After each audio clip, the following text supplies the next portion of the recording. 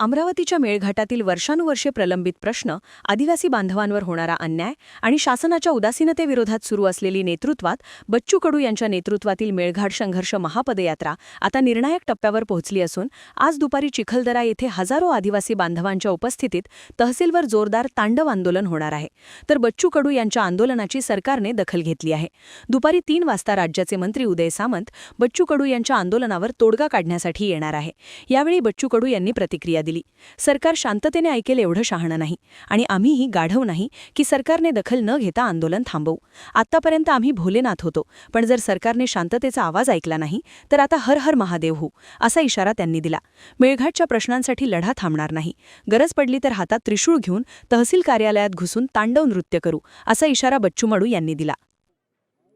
आता आम्ही शांततेनं 9 दिवस 170-80 किलोमीटर पायी चालत आलो आहे. खरं तर शांततेच्याच मार्गानं सरकार दखल घेईल अशा अपेक्षा होत्या. प्रशासनानं काही ठिकाणी काही कामं सुरू केले, जसे रस्त्याचे असेल किंवा जीवन प्राधिकरणची ज्या योजना होत्या चिखलदरा तहसीलमधल्या 3 ते 4 योजना वर्षभरापासून पेंडिंग होत्या, चालून होत्या.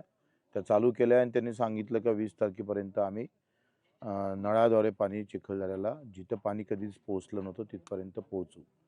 पण त्या व्यतिरिक्त शासन स्तरावरच्या ज्या काही अडचणी आहेत त्या संदर्भातला खरं आंदोलनाची सुरुवात उद्यापासून होणार आहे. आम्ही शांततेच्या मार्गानं हे सगळं करत असताना अपेक्षा होती का या 8-10 दिवसातच काही निर्णय होईल. मला वाटतं सरकार शांततेनं ऐकल एवढं शहाणं नाही आहे आणि आम्ही एवढे गधे नाही आहे का आंदोलन काही सरकार दखल न घेता आम्ही संपवणार. एकतर तळपत्या उन्हात आम्ही हा प्रवास केलेला आहे आणि उद्याचा हा लढा आमचा भगतसिंग मार्गाने राहील. हातात त्रिशूल घेऊन आम्ही तहसीलमध्ये घुसून तांडव नृत्य करू. त्या ताकदीनंच लढू.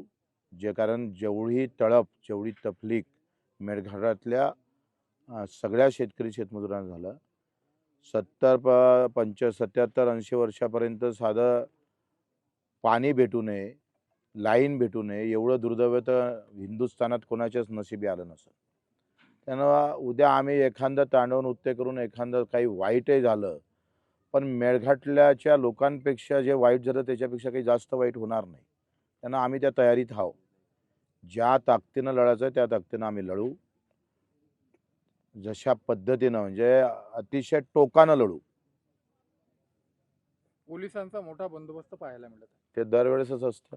तो काही आमच्यासाठी नवीन विषय नाही आहे. पोलीस किती आहे याच्यापेक्षा आम्ही किती मनातून लढतो ते फार महत्त्वाचं आहे. नागपूरचा लढा आम्ही ज्या पद्धतीनं यशस्वी केला होता आणि आज कर्जमाफी सरकारला करावं लागली, त्याच ताकदीनं उद्याचा पण लढा त्याच धर्तीवर होईल. अटीतटीचा सामना होईल उद्या. हा काही मॅच नाही आहे.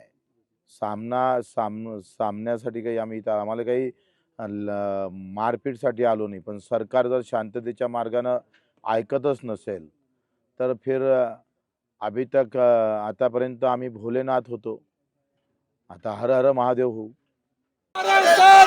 बच्चू तुम आगे बढ़ो, हमारे साथ जय